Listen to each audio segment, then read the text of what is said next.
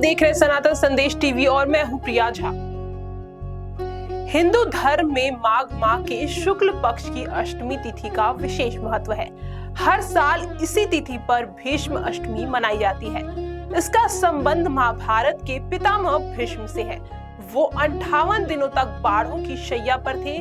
माघ माह के शुक्ल पक्ष की अष्टमी तिथि के दिन ही उन्होंने प्राण त्यागे थे।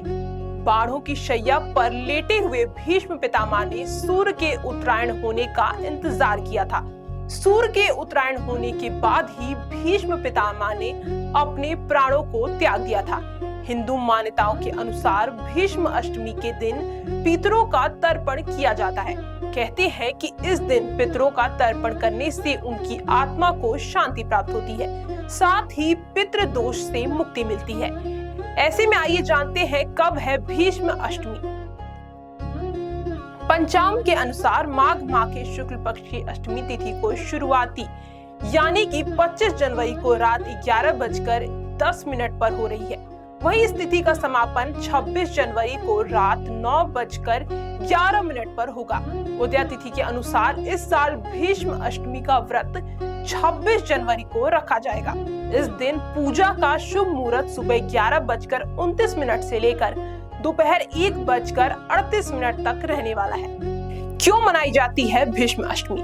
धार्मिक मान्यताओं के अनुसार भीष्म अष्टमी पितामह भीष्म की पुण्यतिथि के रूप में मनाई जाती है।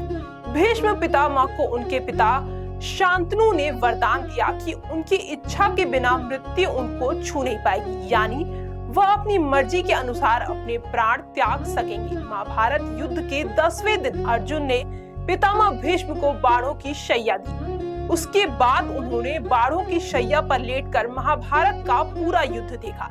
भीष्म पितामह ने सूर्य के उत्तरायण होने की प्रतीक्षा की और माघ माह के शुक्ल पक्ष की अष्टमी के दिन अपने प्राण त्याग दिए। भीष्म अष्टमी का महत्व। सनातन धर्म में भीष्म अष्टमी के दिन व्रत रखने की परंपरा चली आ रही है। ये तिथि पितरों के तर्पण के लिए बहुत ही विशेष मानी गई है। मान्यताओं के अनुसार इस तिथि पर पितरों का तर्पण उनके नाम से दान करने पर व्यक्ति को पूर्वजों का आशीर्वाद मिलता है, उनकी आत्मा को शांति प्राप्त होती है, पितृ दोष से छुटकारा मिलता है। इतना ही नहीं, इस दिन पितरों का तर्पण और श्राद्ध कर्म करने से उनको मोक्ष की प्राप्ति होती है।